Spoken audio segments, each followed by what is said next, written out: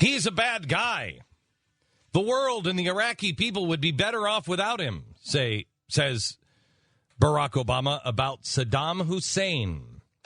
But I also know that Saddam poses no imminent and direct threat to the United States or to his neighbors, and that the Iraqi economy is in shambles, and the Iraqi military is a fraction of its former strength, and that in concert with the international community, he can be contained until the way of all petty dictators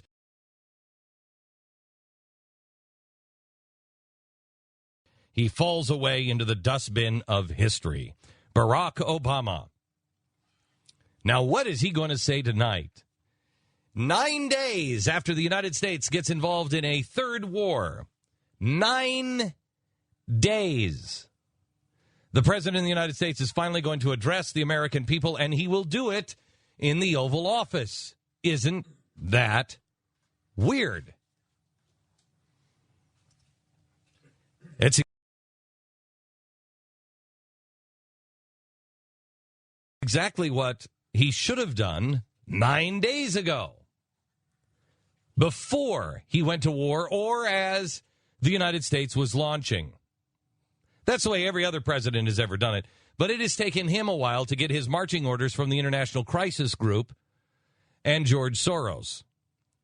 Glenn, just quickly, you did mistakenly say war. What you meant was kinetic military operation. Could somebody explain that to me? Because I don't know what that is. What do you mean you don't know what that is? Yeah. Everybody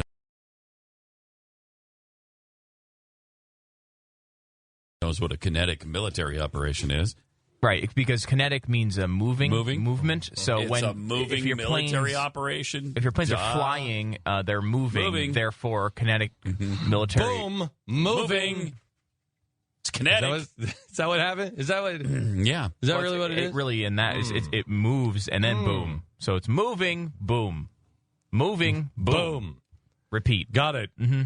Kinetic. Mm-hmm. Got it. Okay, so.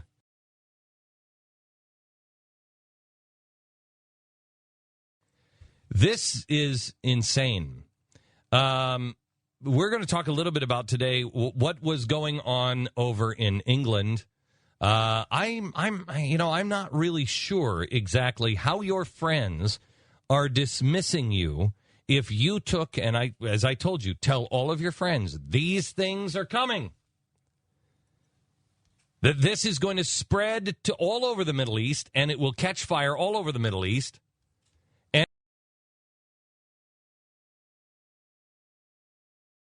And it will also spread to Europe. Did you see the news from Europe? Did you see what was happening? The anarchists in the streets, setting buildings on fire, trying to take down the banks. Did you see the UAW is marching in front of the banks, trying to shut down the Bank of Detroit now? It's spreading. It's coming.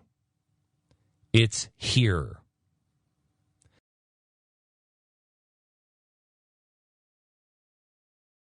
So now, what is it that your friends think is crazy? Did you see that Wade Rathke came out and said, I guess Glenn Beck was just ahead of his time?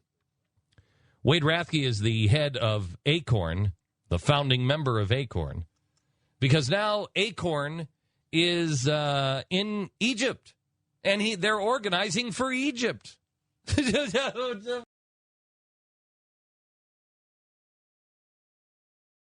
This is great. Also in Prague and around Europe. South Korea, India. So it's almost like workers of the world unite. Almost. Yeah. And so he came out and he said Glenn Beck was I guess Glenn Beck was ahead of his time. No, Glenn Beck just actually listens to radicals and takes them at their word.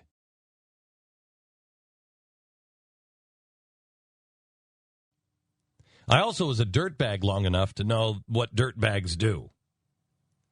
I can. It's like an alcoholic. If you're drinking and you're saying that you're not drinking, don't come to me, and don't come to any other alcoholic, and say, you know what, I am just so trying so hard, and I'm just so working it and stuff, because every alcoholic will look at you like I will look at you and go,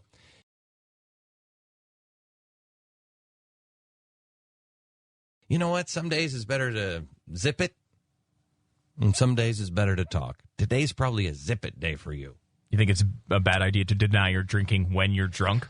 Yes, and you wouldn't believe how many people do it. Really? You wouldn't believe how many people do it.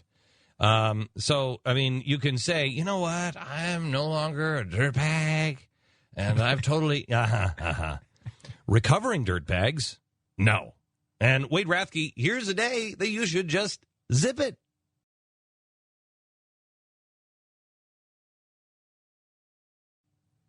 I appreciate it when you don't, because I take you at your word. Because I know you mean it. Andy Stern, I know you mean it. No matter what anybody says, Stephen Lerner, I know you mean it. Do you know, by the way, who Stephen Lerner's mentor was? That's great. You're going to love this. The union guy? With the bring down the mortgage... What? Stephen Lerner, the mortgage... The guy who just trying to...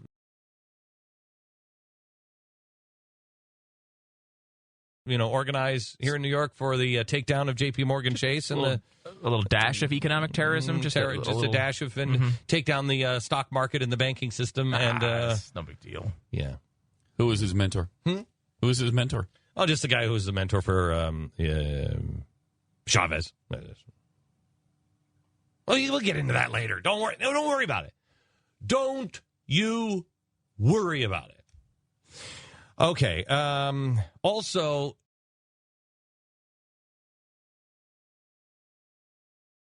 I will tell you this, that there's a couple of things that I guess Glenn Beck was just ahead of his time, says Wade Rathke. I wonder if I'm going to be ahead of my time now, because here's what's coming. The Middle East is on fire. And it is going to get worse from here. I think it was in the Wall Street Journal, they just named 5 countries that cannot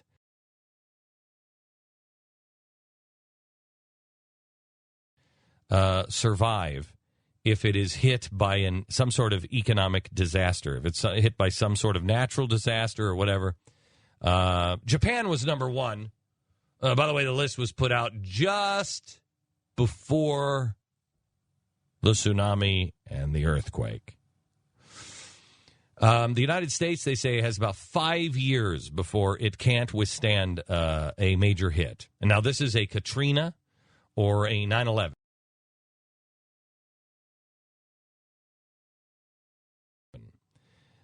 We're about 5 years away, they say.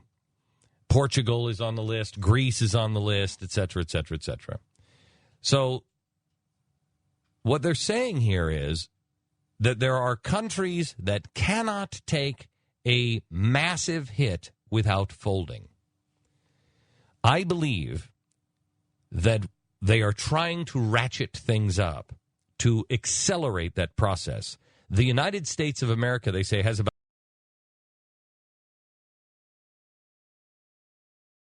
5 years because it can only withstand a hit now because it needs about another 50% of GDP in debt. So in other words, it needs another $7 trillion. If we have another $7 trillion in debt, we can't sustain a hit. We can't do another Katrina. Well, do you think we could spend that much money in another 2 years? Yes. Yes, we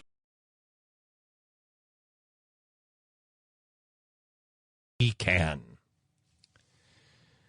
Do you think we could accelerate that timeline at all if we start maxing out our troops? By the way, the Prime Minister of France has come out and said the Palestinians need their own state, and they need to have their own state by the end of the year. Excuse me? Well, that doesn't sound like a big process to get done, does it? Now with the Middle East on fire?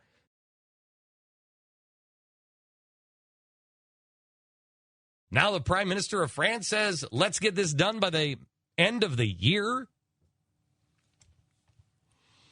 We are now in Libya giving arms and support to the people we fought in Iraq and Afghanistan. And when I say the people, I don't mean, those people. I mean the actual physical people.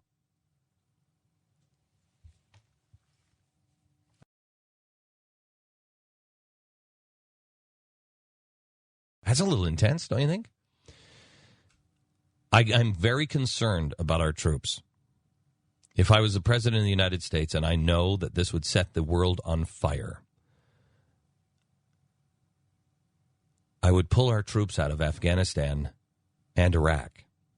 It's time to regroup, gang. It is time to regroup. I believe our troops are being set up. There is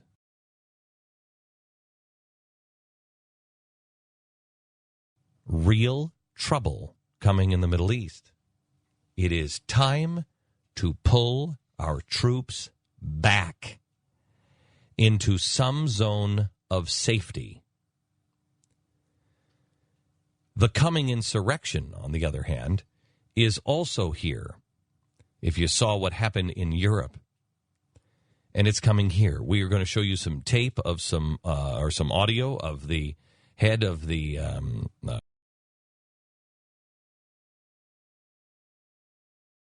Communist Party, USA, who's saying, get 'em. And when we come back, we're going to give you the story from Media Matters. Media Matters says it's war. It's war on Fox. And they will actively engage in sabotage.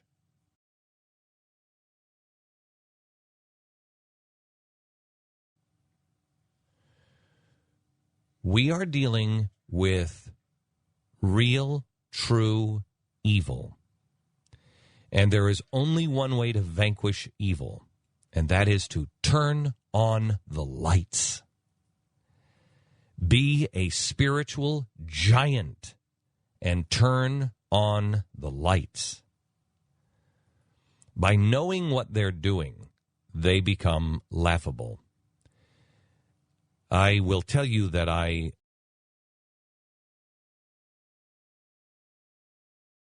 have spent the weekend.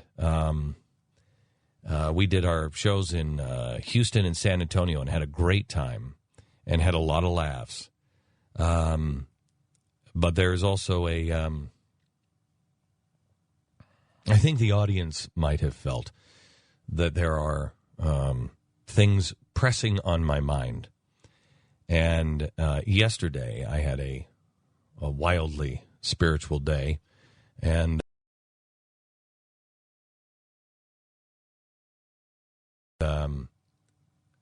I know where we need to go.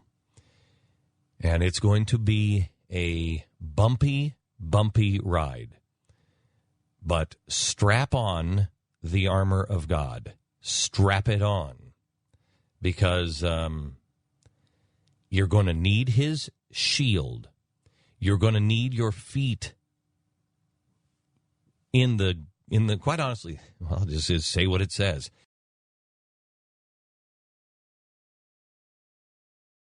In the gospel of peace, you're going to need to have your feet taking you towards peace. And more importantly, you're going to need the helmet of salvation. You're going to need all of the crap in your head. When I have said to you in the past, be prepared for a time when you're going to have to be so in tune when you hear the Spirit say, turn around, go the other way, that you do it without question. Now is that time. It is becoming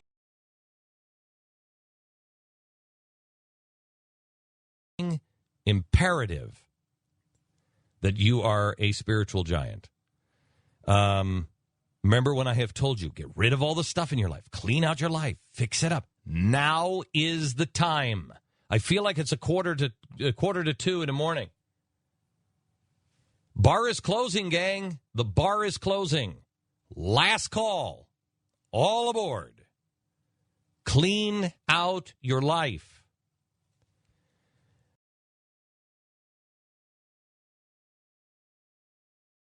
Set yourself straight. And then prepare, because you're going to be asked to step to the plate, and I've got some things I want you to do in the next couple of months. And you will understand, and I will show it to you in this next half hour. I'll show you just the beginnings of what the problem is and show you what you're facing. And you need to be aware, because it's about, you're going to have to make a choice. You might be put into tough situations. You might be pressured that you're going to lose your job or whatever. I understand that. Believe me, I understand that. What is important to you? What is true? You know, as I said in the Untouchables, in one of my favorite scenes in the Untouchables. You like the Untouchables, Pat? I've never seen the Untouchables. I have the edited version. You should. Oh, okay. It's great. Sean Connery is in church, and he's like, "What are you prepared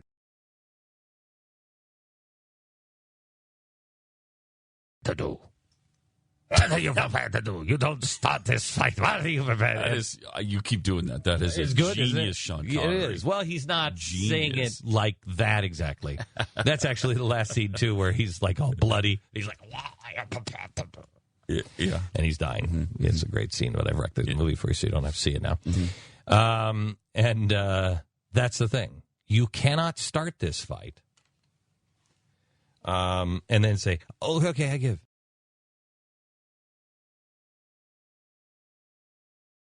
You got to know what's true. And you got to know they're going to do everything they can to stop you. Just know that as long as you are peaceful and good and you have your life in order, look out, brother. Look out. Because you're going to be a tool in the hands of the Almighty, and you will see his arm bared. Expect miracles, because they're coming. They are coming. Media Matters